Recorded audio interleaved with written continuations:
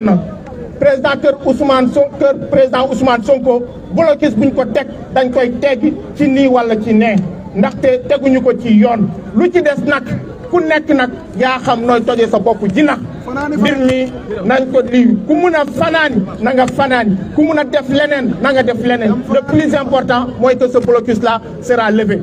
Vous me permettrez avant de terminer, c'est vrai que duñu wax yenn saa yi ñenn ñi dañuy naan tous les forces de l'ordre ñu ngi leen di ñelaawu def un appel à l'endroit des forces de l'ordre ñu fi nekk ce sont des citoyens sénégalais, ce sont leurs frères et leurs sœurs qui sont là seen frères et sœurs yooyu nag nekk fii on n'a aucune animosité contre les forces de l'ordre mais on n'acceptera pas que nos droits soient bafoués ci loolu nag loolu la ñu wax ngeen permettre ma rek ma jox monsieur le maire mu wax au nom de la coalition Yewwi Askan Wi di remercier tamit honorable député ci teewaayam waaw ma tënk ko ndànk rek ci français.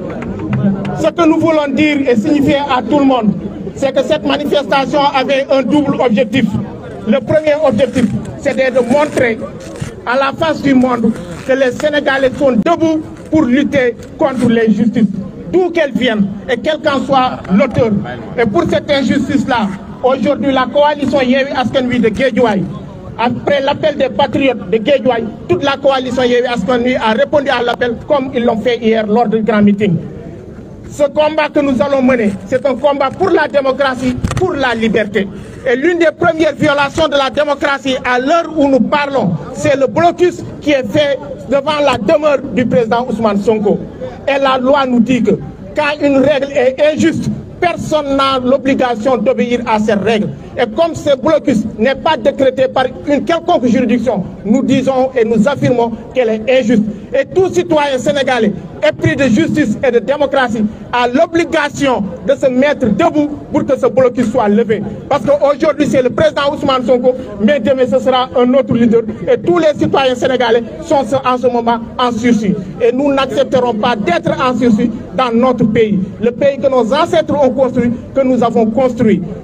Nous vous appelons tous les citoyens à se mobiliser pour que cette dictature qui était rampante mais qui est actuellement officielle soit boutée hors de ce pays. Nous appelons à la mobilisation de tous les citoyens pour la démocratie et dire non à la dictature. Nous remercions tout le monde. Vous avez lancé à l'endroit des forces de l'ordre.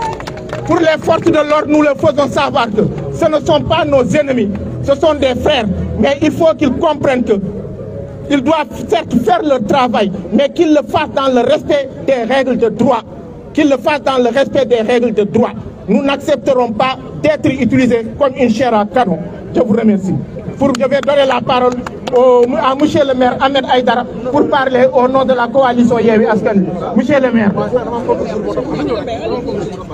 Et je voulais aussi informer à tous les militants qui sont là que le parti vient d'envoyer une note d'information officielle pour appeler tous les militants, sympathisants, patriotes à tout faire pour lever le blocus devant la maison du président Ousmane Sonko.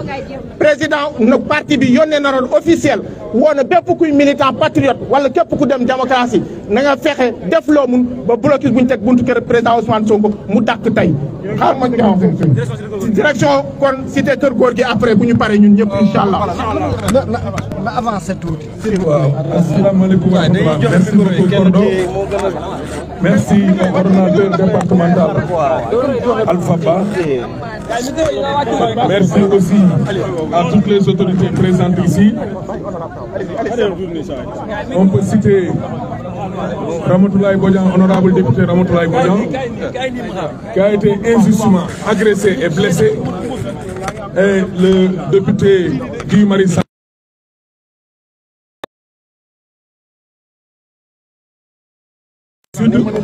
En l'occurrence Khadija Mayekor. Nous avons aussi honorable député de la diaspora Aïcha Touré, qui est aussi de Guédiawaye, mais aussi de toute la coalition. Il y a Mbaké Gueye qui est là comme conseil municipal. Il est du PUR. Il y a aussi Mor Diaw du Grand Parti. Ce que nous voulons dire au président Macky Sall, nous n'allons plus lui demander de respecter la Constitution. Parce que Macky Sall n'a jamais respecté la charte fondamentale qu'est la Constitution. Il l'a toujours violée, il l'a toujours bafouée. Ce que nous demandons maintenant au peuple sénégalais, c'est de se tenir prêt. debout comme un seul homme. Le combat n'est pas un combat d'Ousmane Sonko. C'est un combat du peuple et nous devons dresser contre cette dictature qui n'est plus rampante, mais elle est devenue debout. Comme le disait son fameux directeur de cabinet, Mahmoud Saleh. Ce que nous disons maintenant au FDS, les forces de défense et de sécurité, Alpha Ba vient de le dire, qu'ils sachent qu'ils ne sont pas nos ennemis. Mais attention Alpha, ils doivent faire leur job. Nous devons avoir une police républicaine, une gendarmerie républicaine, une armée républicaine, comme l'a dit hier Ousmane Sonko. Et s'ils ne le font pas, nous ferons face. Ce sont des Sénégalais comme nous.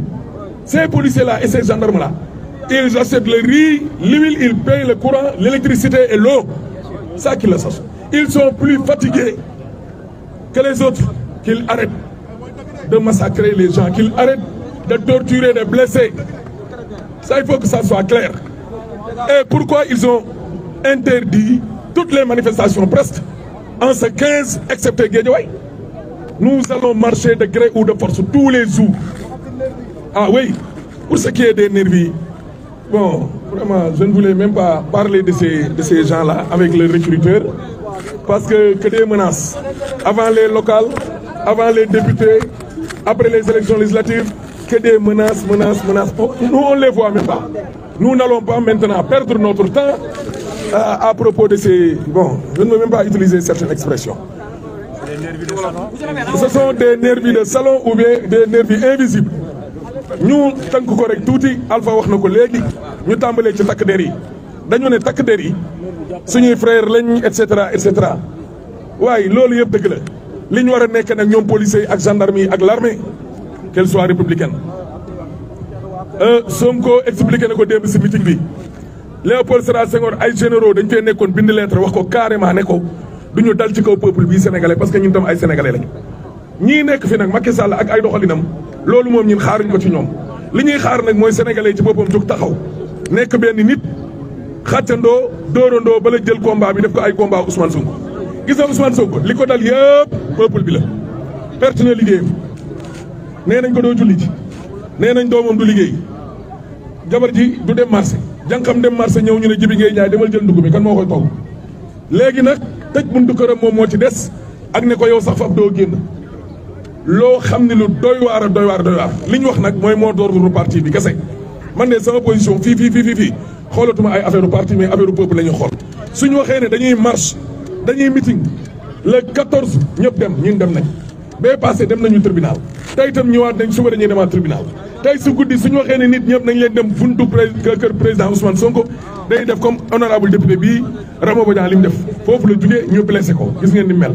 te loolu nag moom mooy dëgg trop c'est trop li ñu doon waxtaan jaay doole bi day raam di ñëw suñu kaw léegi nag nee na cëkk taxaw cette dictature là elle est devenue debout nekkatul rampante waaw léegi nag bu deboo ñu yenu ko dañ koy yenu te Macky Sall moom na xam ne pour ce qui est de la troisième candidature kooku jarul débat candidat yëpp ñooy bokk ba mu des moom loi bi de li mu wax sartum réew ñëpp remplir nañ seen i conditions kenn kese moo remplir condition mooy Macky bokkoo article 27 de la Constitution. L'article stipule que nul ne peut exercer plus de 2 mandats consécutifs. xooluñu ay affaire durée xooluñu ay affaire ñaari at la ñuy sos naan ay 2e quinquennat ak 3e quinquennat du fi amee ñaari mandat la constitution bi wax point ñaari mandat yi jeex na nag waaw léegi nag yaa xeeti mela na tàggatoo dem daan bi rafet ndànk te moom sax mënatul rafet parce que ñaaw na ba noppi li xale yi di wax nit ñi ñooy bokk ñëppay bokk moom moo dul bokk li jaaykat bi waxoon man maa ngi jaay ñoom ñoo jaayul Macky ñëppay bokk ba mu des moom loolu nag na ko xam léegi nag kon nag ñun daal en tout cas am nañu tey mbégte pour nervi yi nag man loolu moom du ma wax si ñoom parce que toog fi di wax si nervi yi loolu moom tardeel suñu bopp la parce que avant local yi après local yi avant député yi après député yi ba léegi ñun ñooy gis ay dawal ko saret di gis ay mbër fii biir Guédiawaye di def ay vidéo kese mais mosuñoo dox ba dajeeg ñoom su dee nag ñoom am na lu nekk entre leur jambe comme le disait l'autre hier waaw nañ ñëw ñoo ñu dégg ci suba ba léegi démb ba léegi ñu ngi wax ñoom nañ ñëw taxaw suñ kanam ne lii du fi am ñu xool ba xam dana am waa wala déet